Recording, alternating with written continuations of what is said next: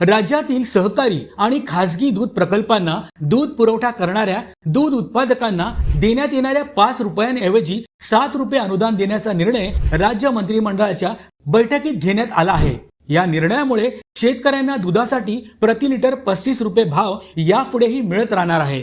दूध संस्था दूध उत्पादकांना प्रति लिटर 28 रुपये देतील, तर शासन वरील 7 रुपये अनुदान देईल। शासनाच्या वतीने प्रति लिटर 7 रुपये अनुदान दूध उत्पादकांच्या बँक खात्यात वर्ग करण्यात येतील। राज्यात गाईच्या दुधाचे दर पडल्याने दूध उत्पादकांना अनुदान देण्याचा निर्णय महायुती सरकारने घेतला आहे। ही योजना 1 ऑक्टोबर 2024 पासून राबविण्यात येईल।